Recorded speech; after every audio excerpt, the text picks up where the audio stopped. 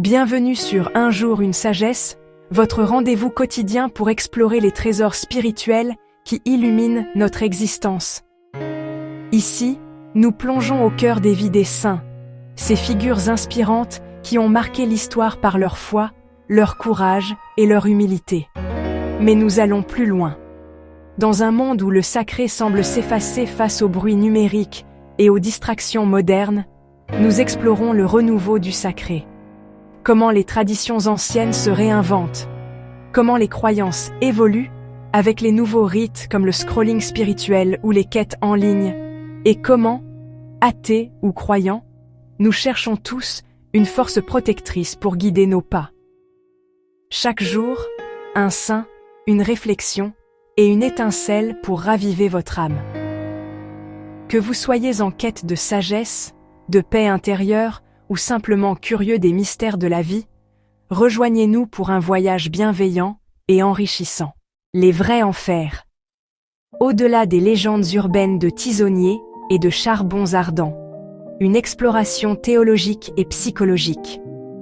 L'idée d'un enfer comme un lieu de tourments physiques éternels, avec des démons armés de fourches, tisonniers, enflammés et des chaudières de charbon ardent où les damnés rôtissent sans fin.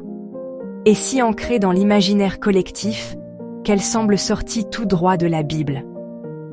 Pourtant, cette vision est une légende urbaine, un produit de l'art médiéval, de la littérature et de la culture pop, loin de la conception théologique chrétienne originale. Les vrais enfers, dans la tradition biblique et patristique, ne sont pas un sadisme cosmique de feu matériel, mais une boucle psychologique infinie. L'éternel relive du péché le plus regretté, une torture de l'âme où l'on expie sans fin sous l'égide de Satan, non comme un bourreau joyeux, mais comme un gardien impuissant dans sa propre damnation. Ce n'est pas une punition physique imposée par des instruments médiévaux, mais une auto-torture spirituelle, un remords éternel qui ronge l'être comme un ver intérieur, pire que n'importe quel bûcher hollywoodien.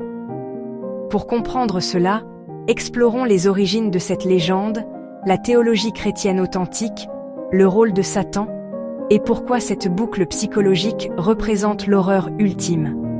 Une expiation sans rédemption, où le pécheur est prisonnier de sa propre culpabilité. Les origines de la légende urbaine, du Moyen-Âge à la culture pop. L'image des enfers comme un atelier de tortures infernales avec tisonniers rougissants et charbon ardent n'a rien de biblique.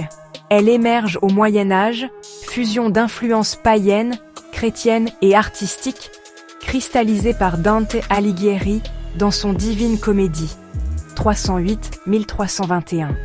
Avant Dante, les premiers chrétiens puisaient dans l'Hadès grec, un royaume souterrain de ténèbres et de regrets, sans feux éternels. Et le Gehenna juive, une vallée de Jérusalem où l'on brûlait les déchets, symbolisant la destruction plutôt que la torture. Les pères de l'Église, comme Origène, IIIe siècle, voyaient l'enfer comme une purification temporaire, apokatastasis, pas un sadisme éternel. C'est au XIIe siècle que l'art médiéval vulgarise l'idée de torture physique. Les Hellmouth, bouches démoniaques avalant les damnés, inspirées de légendes païennes anglo-saxonnes et scandinaves, où Hel, déesse des morts, dévorait les âmes. Les enluminures comme le Jugement dernier de Stéphane Lochner, 1435, montrent Satan avec une fourche, un trident païen, comme Poséidon ou Hadès, adaptés pour piquer les pécheurs, tandis que les charbons ardents évoquent les feux purificateurs de l'Apocalypse, exagérés pour terrifier les illettrés. Dante, influencé par Virgile et Thomas d'Aquin, amplifie cela dans l'Inferno. Des cercles de punition physique, feu pour les luxurieux, glace pour les traîtres, où Satan est un géant impuissant au centre, non un tourmenteur joyeux. Cette légende s'emballe avec la Renaissance. Botticelli illustre Dante avec des démons fourchus, Bosch peint des enfers grotesques avec des instruments de torture, et la culture pop, Dante's Inferno jeux vidéo, films comme Constantine, en fait un cliché. C'est une légende urbaine théologique, née de l'art didactique pour effrayer les pécheurs, pas d'une doctrine biblique, Jésus parle d'un feu éternel symbolique. Matthieu 25, 41, pas de tisonniers littéraux. Les vrais enfers en théologie chrétienne. Une torture psychologique éternelle. La Bible décrit l'enfer, Gehenna, Hadès, Sheol, comme une séparation de Dieu, le deuxième mort, Apocalypse 21, 8. Un état d'absence divine où l'âme souffre non de feu physique, mais de remords éternels pour ses péchés. Le catéchisme catholique, numéro 1035, l'appelle l'état de suprême souffrance, un tourment spirituel où l'âme, privée de Dieu, lumière et amour, est rongée par sa propre culpabilité. C'est pire que la culture pop. Pas de distraction, juste une conscience infinie du mal commis, une boucle de regrets où l'on revit le péché le plus haïssable sans fin. Cette boucle psychologique n'est pas explicite dans l'Écriture, mais implicite dans des passages comme Luc 16, 19, 31, Lazare et le riche, où le tourment est le regret de l'égoïsme, ou Matthieu 13, 42, grincement de dents, symbole de rage intérieure. Des théologiens comme C.S. Lewis dans The Great Divorce 1945 la décrivent comme un enfer auto-infligé. Les damnés choisissent leur isolement, relivant éternellement leurs échecs dans une boucle de scie seulement, une torture de l'ego où l'expiation est permanente sans pardon. Saint Augustin, IVe siècle, voyait l'enfer comme le remords des âmes qui se sont séparées de Dieu, une souffrance morale amplifiée par l'éternité. Pas de fin, pas de rédemption, juste une conscience aiguë de l'amour perdu. Cette boucle est pire que les enfers populaires. Le feu physique s'épuise, mais le remords psychologique est auto-renouvelable, une torture sans bourreau externe, où l'âme se flagelle seule. Des psychologues comme Jordan Peterson comparent cela à un PTSD éternel, où le trauma se rejoue sans thérapie divine. Le rôle de Satan. Gardien tourmenté, non bourreau. Joyeux Satan, le diable ou accusateur, diabolos en grec, n'est pas le roi des enfers comme dans la culture pop. Une erreur issue de Milton's Paradise Lost, 1667, où il est un rebelle tragique. La Bible le place en prison, Apocalypse 20, 1, 3, destiné au lac de feu avec ses anges, Matthieu 25, 41. Un lieu de tourment pour lui-même. Dieu seul juge, Romains 14, 10. Satan est un prisonnier, non un geôlier. Dans les enfers vrais, Satan garde en ce sens qu'il incarne la tentation éternelle.